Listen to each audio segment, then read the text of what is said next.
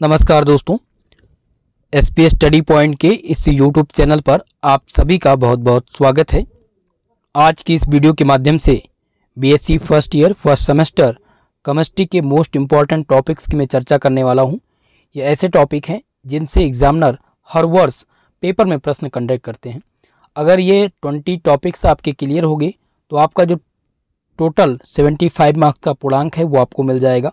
जो भी प्रश्न एग्जाम में मिलेंगे वो इन्हीं टॉपिक से आपको मिलने वाले हैं। तो दोस्तों, वीडियो को सभी के साथ शेयर कर दीजिएगा और चैनल पर अगर नए हैं तो चैनल को सब्सक्राइब जरूर कर लीजिएगा। ये क्लास नई शिक्षा नीति के आधार पर है। बार बार नई शिक्षा नीति मैं बताते चलता हूँ हर क्लास में, बीएससी के खासकर फर्स्ट सेमेस्टर में, क्योंकि आप लोग 12th के बाद में बीएससी में एडमिशन लेते हैं तो आपके मन में बहुत सारी कन्फ्यूजन होती है।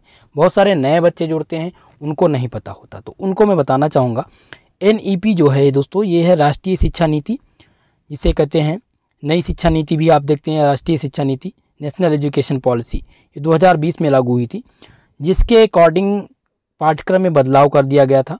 ठीक है, सभी विश्वविद्यालय में सेम सिलेबस कर दिया गया, कॉमन मिनिमम सिलेबस है, तो आप सबके लिए सेम क्लास होगा, आप चाहे जिस विश्वविद्यालय से बिलोंग करते हो। दूसरी बात, सेमेस्टर वाइज पैटर्न लागू हुआ एनईपी के आधार पर।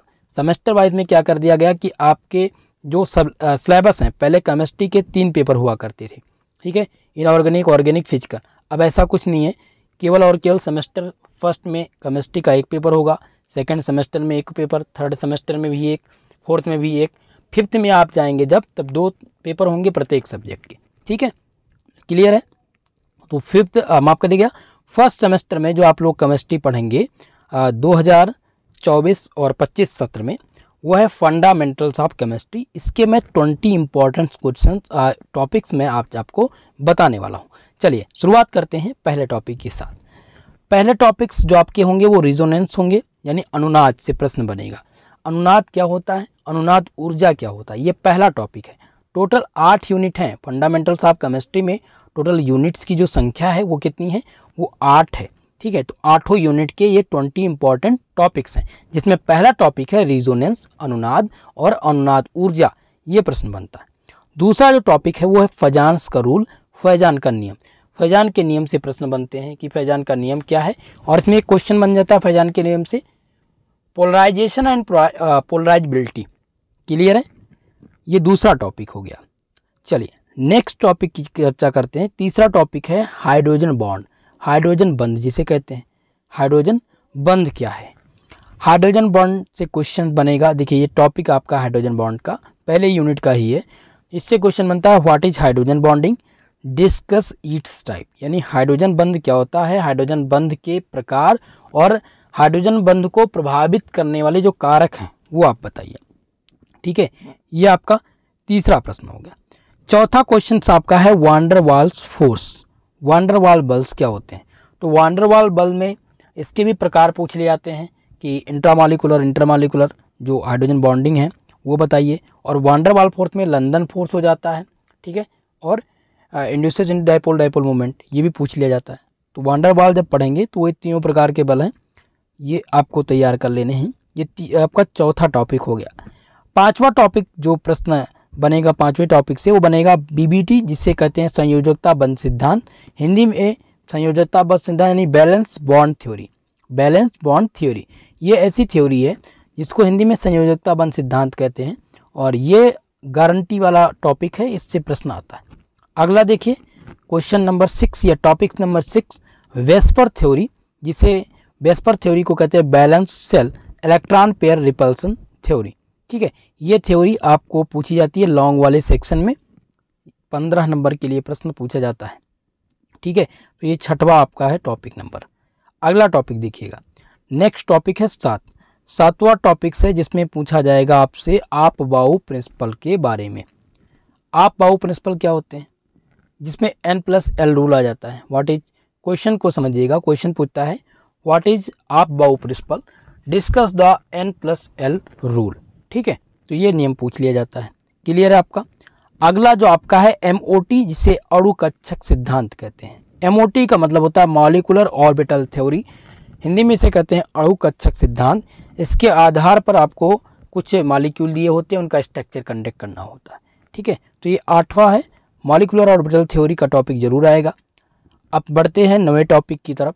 नवा टॉपिक है इलेक्ट्रॉन एफिनिटी, जिसे इलेक्ट्रॉन बंधुता कहते हैं। तो इलेक्ट्रॉन बंधुता 100% गारंटी है, आती है एग्जाम में, हर बार पूछा जा चुका है, तो इम्पॉर्टेंट है आपका।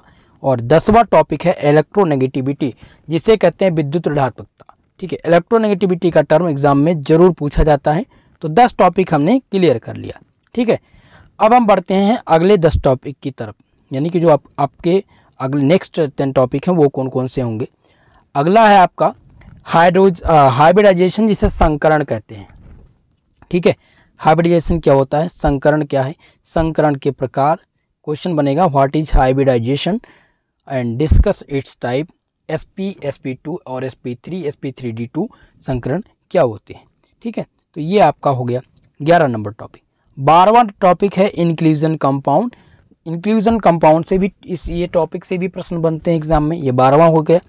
13वां टॉपिक है आपका कार्बीन और हाइपर कॉन्जुगेशन। हाइपर कॉन्जुगेशन को कहते हैं अति संयुग्मन, हिंदी में क्या कहते हैं इसको, अति संयुग्मन कहते हैं, और कार्बीन को कार्बीनी कहते हैं।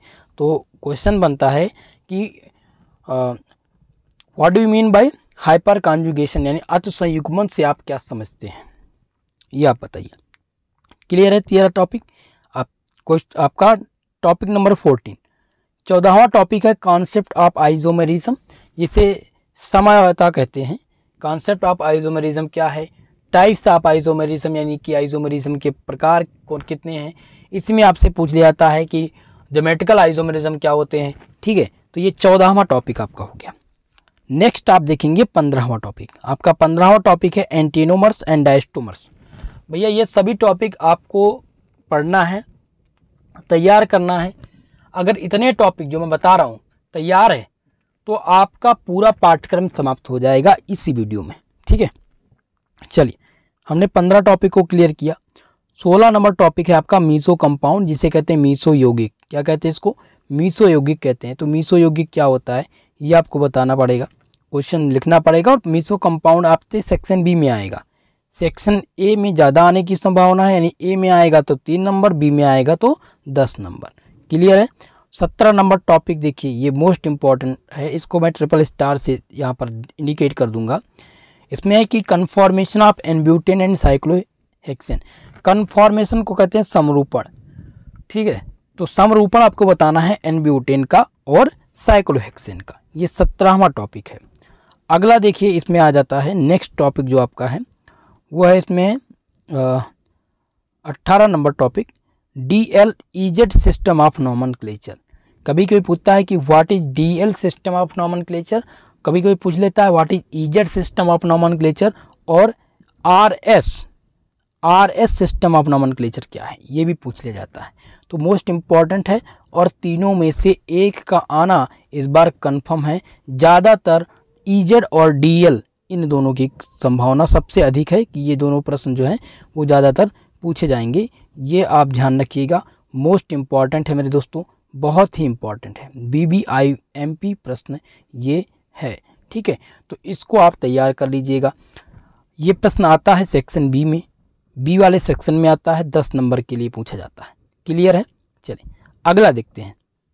नेक्स्ट आपका है 19 नंबर टॉपिक, जो कि बेसिक कंप्यूटर सिस्टम से है, और ये आपका 7वां यूनिट का प्रश्न है।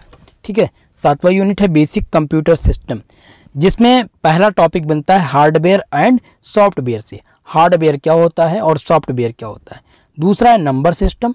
नंबर सिस्टम जब आप पढ़ेंगे तो इनमें बाइनरी नंबर सिस्टम बहुत ही मोस्ट इंपॉर्टेंट होगी, बाइनरी नंबर सिस्टम। और तीसरा है कंप्यूटर के लैंग्वेज। कंप्यूटर लैंग्वेज में आपको पढ़ना होगा कंप्यूटर के विभिन्न प्रकार के जो प्रोग्रामिंग लैंग्वेज हैं, जिसमें कोबाल, पास्कल, ये क्या है ये आपको यहाँ पर बताने हैं। ठीक है, क्लियर, इतनी चीज़ें मोस्ट इंपॉर्टेंट होंगे।